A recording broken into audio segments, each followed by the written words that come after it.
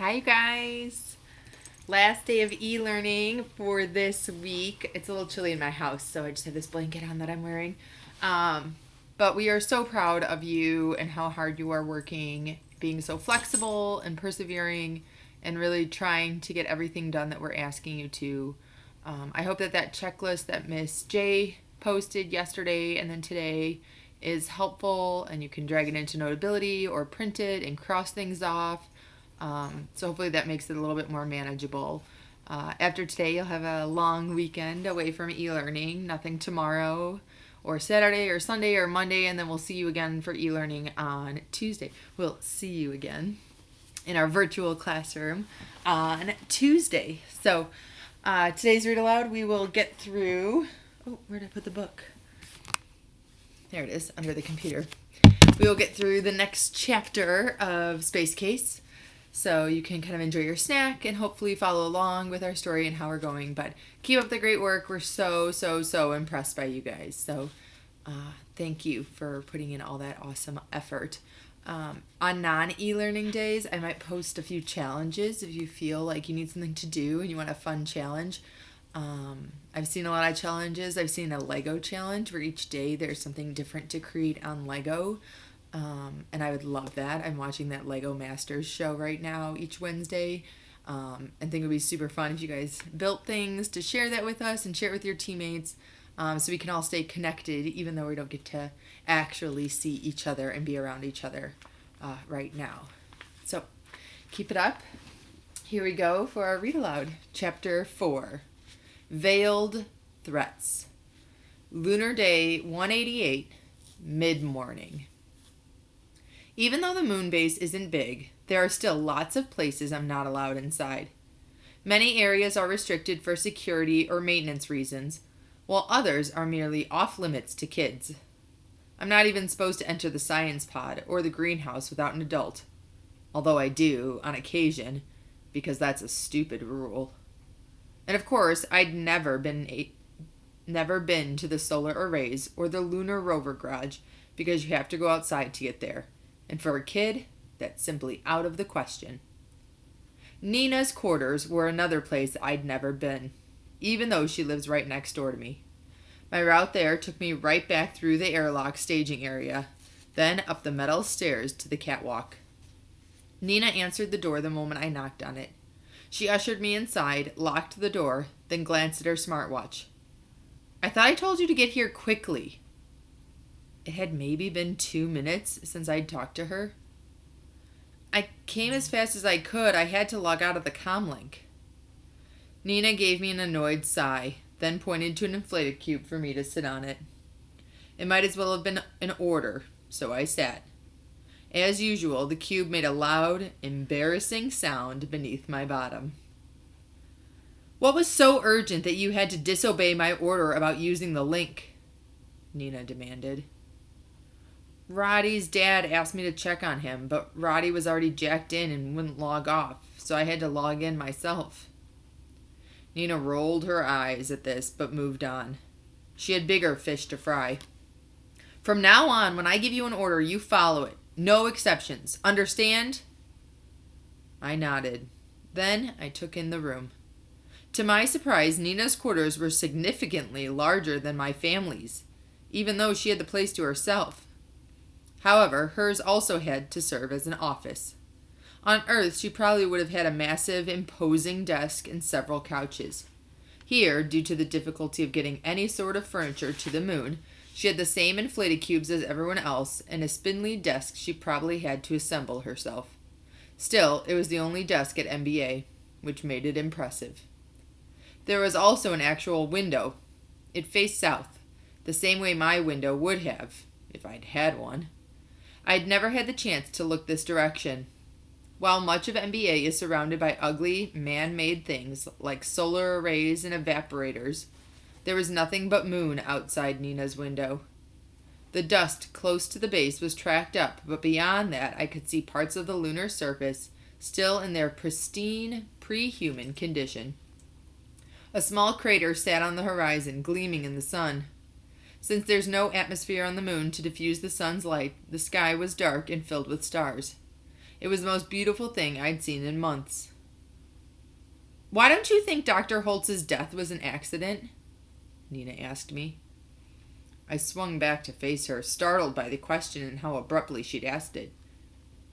How do you know that? I'm the base commander, Dashiell. It's my job to know what's going on here. I knew from her stone-cold expression that I wasn't going to get any more out of her than that. I wasn't upset about it, though. In fact, I was relieved that someone was asking questions about the death. So I opened up and told the whole story of my late-night run to the bathroom and how I'd overheard Dr. Holtz in there. Nina kept her eyes locked on me the whole time. She didn't show a trace of surprise or shock or any emotion for that matter. She was in full Nina the Machina mode.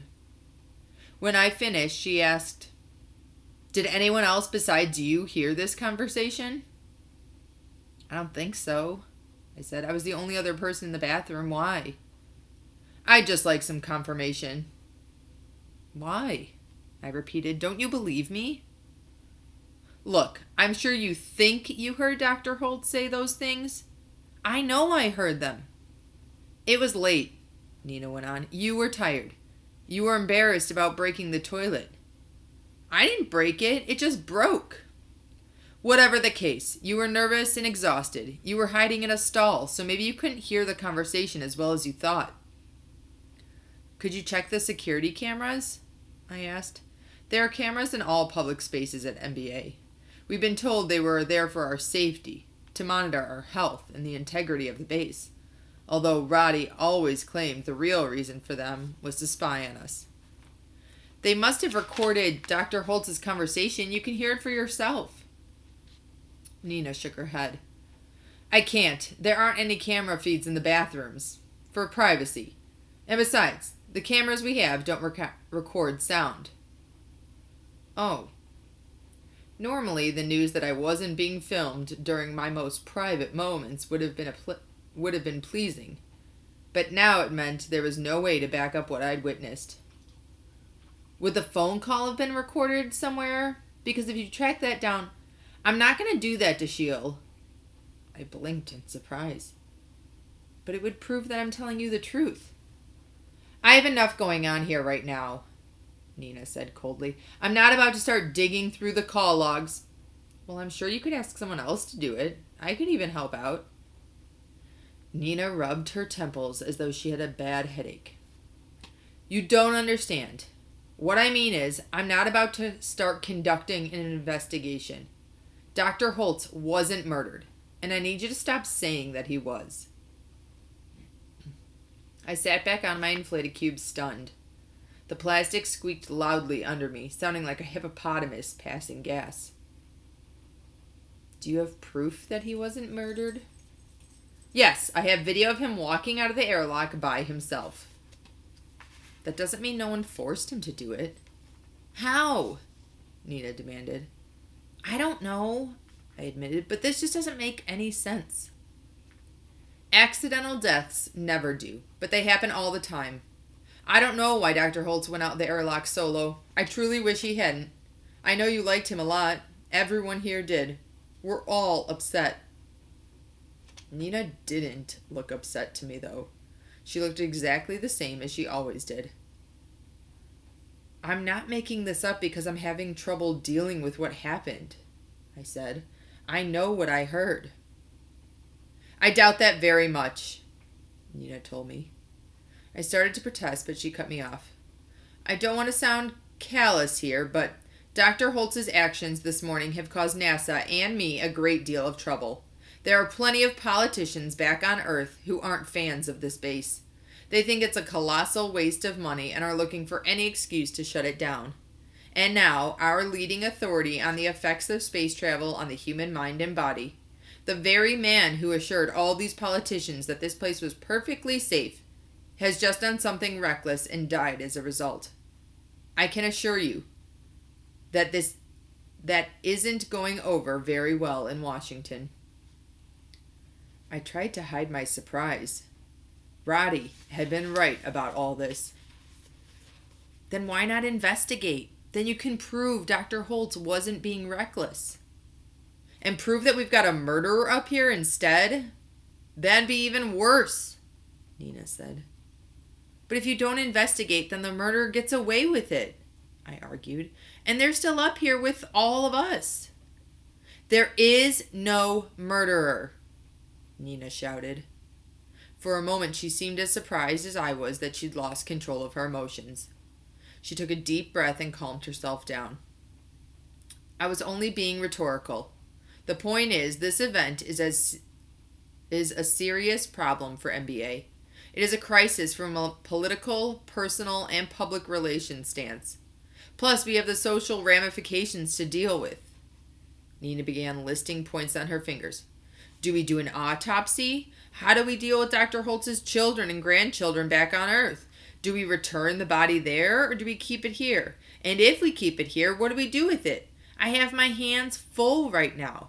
The last thing I need is some kid running around like Chicken Little telling everyone there's a murderer on the loose.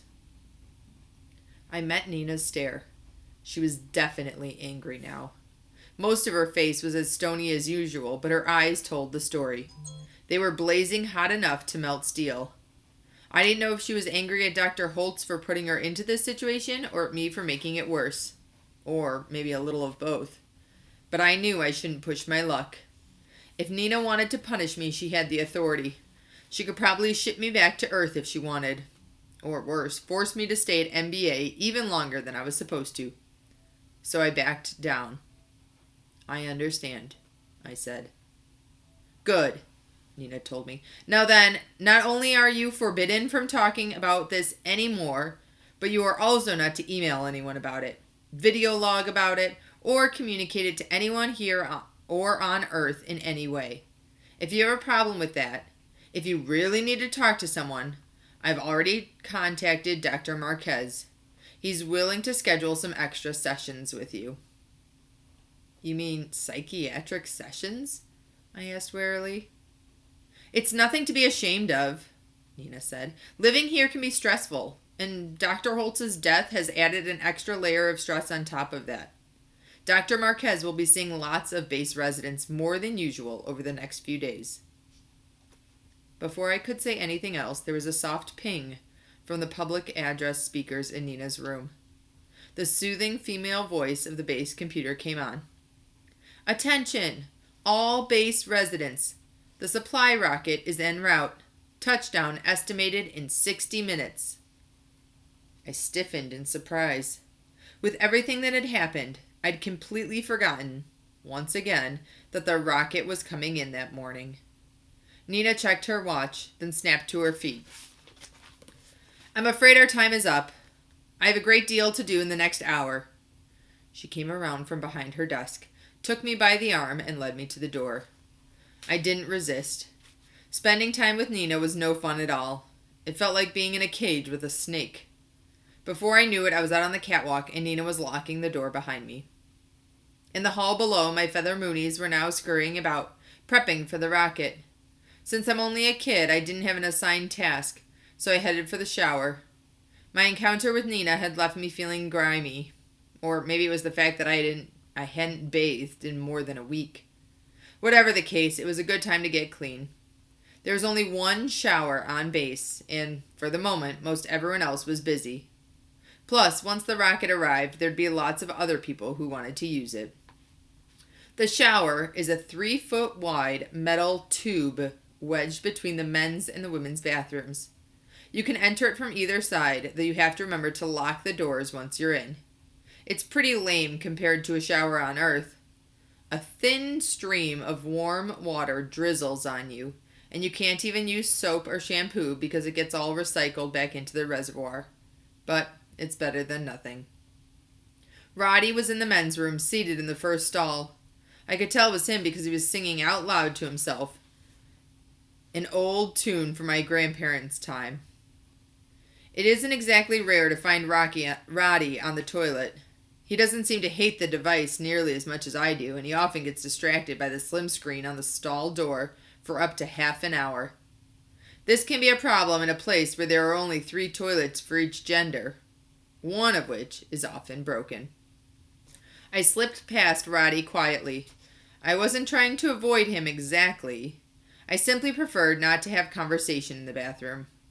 Roddy, however, has no such concern. In fact, he seems to enjoy having discussions while seated on the throne. "Is that you, Dash?" he asked. I stifled a groan. "Yeah. Thought I recognized your shoes. What are you doing in here?" "Oh, I thought I'd play a little ice hockey," I said sarcastically. "It's the bathroom, Roddy. What do you think I'm doing in here?" "I mean, what are you doing? Number 1 or number 2? I groaned again. "Really?" "Okay," Roddy said. "I'll guess. Number 2. Actually, I'm going to shower." I pulled my shirt off over my head. "Want to know what I'm doing?" Roddy asked. "Not really." "I'm playing Raid on Titan." "Here?" I asked. "You're playing a virtual reality game in the can?" "Not yet, but I'm about to. I've just about got the access figured out. Nina thinks she can kick me off the main comm link. I'll show her." "You do that," I said, doing my best to sound like I meant it. I wasn't sure how playing a virtual reality game on a communal toilet showed anyone anything except how addicted to virtual reality you were. "Want to jack in?" Roddy asked. "I'll pass." I kicked off my shoes. "Your loss," Roddy told me. "I've got a game saved on level Upsilon where I've procured a whipsaw warp fighter with preon eliminators. You can be my secondary. I'm going to sin blast the Heinsbach ice fields." I don't even know what any of that means. Besides, I've got some other stuff to do before the rocket gets here. "Like what?" I didn't answer right away, in part because I didn't really have other stuff to do, and in part because I just thought of something. Rather than hop in the shower, I opened the toilet stall closest to me and glanced at the slim screen. It was turned off. As I'd expected, there was a tiny black nub in the center of it. A nano camera. These are standard for all slim screens. Normally it's hidden by the video projection when the screen's on. I asked, "Roddy, are the slim screen nanos here wired to record?" "Of course. The tech is built in. Why wouldn't they wire it in?" "Well, because the screens are in a toilet." "I don't mind video chatting from a toilet." "You broadcast from in here?" I asked, doing my best to hide my disgust. "To who?" "Everyone. Friends, relatives, girls who think it's cool I live on the moon. I've even posted a few video logs from here. No one can tell you're on the can. The camera only shows your face." "If the stalls are wired, do you know if there are any other cameras in here?" "Oh, yeah. There's a nano up in the ceiling in each corner, and those are just the ones I've noticed. I'll bet there's some others as well." I looked up at the corners of the ceiling. I couldn't see any cameras, but cameras are so small that scientists at the Department of Defense are getting houseflies to carry them. And nanos tucked away in the walls would be practically invisible. "You're sure they're there?" "Definitely. I've pulled up the feeds on my own computer." "Why?" "Just to see what I could see. It's not as hard to crack the base security code as NASA thinks. If you ever want to watch Lily Sojberg getting ready, let me know." I groaned for the 3rd time. Not at the idea of Lily Sojberg, who is certainly an attractive girl at the base, or even the idea of Roddy having access to the security cameras, though I'd have to think twice before scratching my rear end from now on, knowing Roddy could be watching. What I was really disturbed by was the fact that Nina had just told me there weren't any cameras in the bathroom. If Roddy knew they were there, then Nina had to know as well. She knew Moonbase Alpha down to every last nut and bolt. Which meant Dr. Holtz had been recorded the night before, and Nina Stack had just lied to me about it. Excerpt from the official residence guide to Moonbase Alpha. Transportation. Your adventure at MBA will start well before you set foot on the moon. Just getting here is the experience of a lifetime. You'll be heading to the moon aboard the world's fastest, most state-of-the-art rocket, the Odyssey Raptor 12. You'll be able to sit back and relax as you race to our base in a mere 53 hours. True, that's over 2 days, but in the expansive Raptor 12 space cabin, it'll seem more like only 2 hours. You'll have your own personal seat, specially contoured to your body with comfort foam, plenty to eat and drink, and more than 10,000 channels of entertainment to choose from. If you can pry your eyes from the incredible display of Earth dropping away just outside your window. The Raptor 12 isn't just a rocket.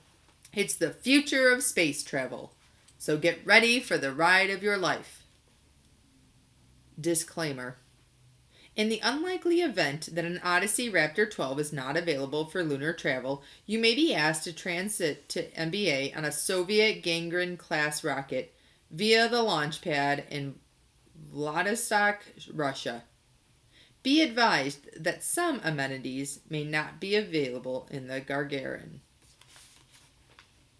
All right, that's it for today. Finish up your work today. If you don't get through everything, try and finish tomorrow on your day off so that we can start next week kind of all fresh. Novels will be done, so we'll be doing some different reading using Scope and a little bit more math, finishing up science with a quiz on what you've been doing this week and prior to our break from learning together. And that's about it. So just look for a challenge on non-e-learning days for me. And I look forward to chatting with you digitally. See you guys soon.